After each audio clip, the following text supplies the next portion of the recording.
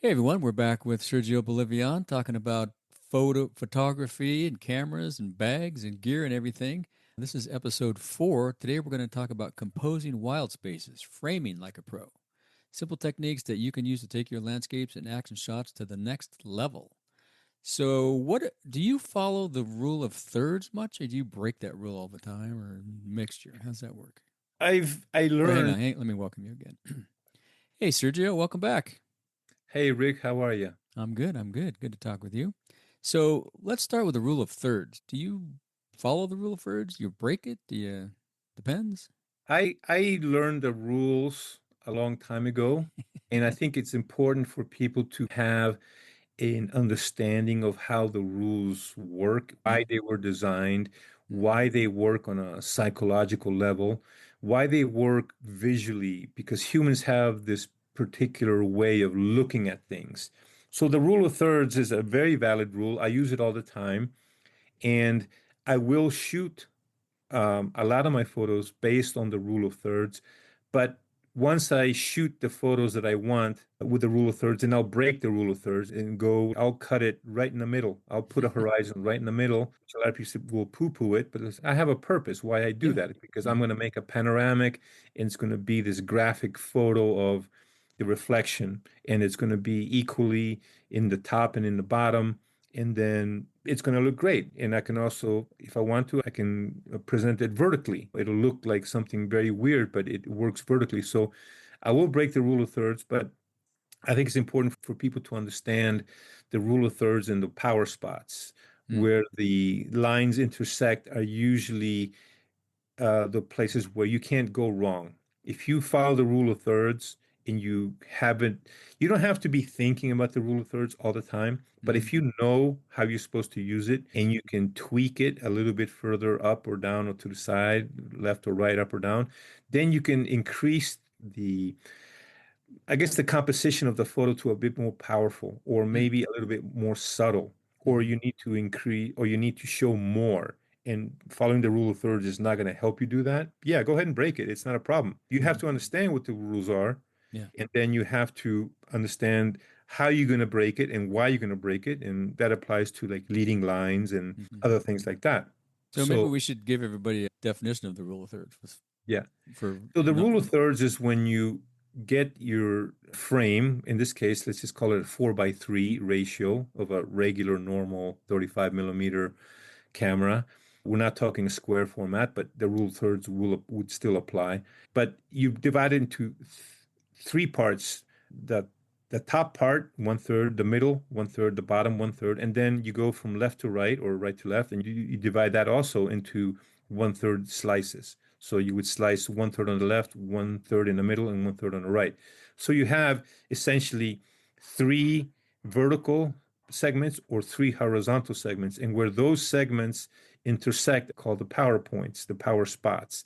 That's where our eyes tend to go naturally when we are looking at something. And in conjunction with the rule of thirds, you can use it with the leading lines, which is anything that kind of your eye travels through or across, it takes you to some other part of the photograph. It could be like a sidewalk, or it could be like a tree, or a river, or a mountain, or a ridge, or the hood of a car, or a fly rod, or an arm.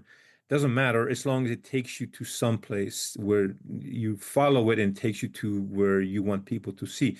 Now, the leading line could be an integral part of the photograph, or it could be just a visual that helps you get to the heart of the photograph. Being like an oceanscape, and you have a channel of water coming in from the bottom right of your frame, and it goes towards the middle, and in the middle you have this big rock with a hole in it, and then you have waves splashing and the sun's behind it. The leading line would be that rivulet of water aiming towards the main part of your photograph, and that main part of the photograph doesn't have to be in the middle. It could be off to the left, or could be off to the right. You just got to use those elements because that's how they tend to work, and that's how the visual cues of our human vision tends to work. So once you understand what the rules are, go ahead and break them. Yeah. And you Yeah. should break them because you need to be able to develop your own vision, Mm. how you see the world. Mm. You can follow the rules, but you don't have to follow the rules. Yeah, yeah, it's your style. Yeah, that's right. Yeah. Yeah.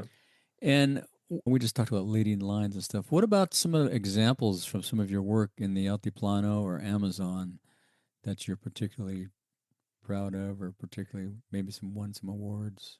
The parts that I Or it could be tend something that you did at home in Colorado, probably too. Yeah, I have some photographs that I shot in the Dolly sides in West Virginia, which I think are really beautiful and Mm. are very close to my heart. I have similar photos in the Amazon that I've shot of the Tuichi River in the afternoon, where the river had this blue tinge to it because of the sky was clear, but in the background I had this big wall of orange clay, and on top of that was a fringe of jungle, this big Wow. swath of green. And Cool. then you had a blue sky. And then I had ripples on the water because it Wow. was just the right time of Yeah. day. It The all light lined up. was at the right angle. It all came together. All the colors came together. And then I just needed to frame exactly what I needed to show. So Mhm. some of the photos that I shot were just strictly of the river in that clay mountain or the clay riverbank in the jungle in the sky. So I shot some of those horizontal and vertical, but then I also shot photos of the same scene, including the boat that I was traveling in. So I would put the boat off to the left-hand side of the frame, and that I would create my leading line of the boat, like the gunwale of the boat, leading me into the heart of the photograph. And the photograph was divided into basically three parts. The sky with the jungle, one part.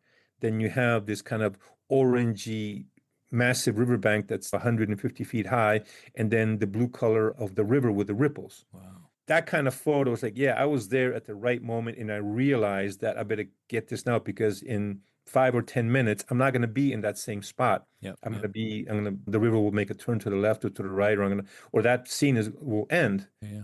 Anticipation takes you to the places of where you need to be. So you always got to be with your camera handy. And you can be on a trip and be like space cadetting and just enjoying the fresh air and the beautiful scene and just taking it all in.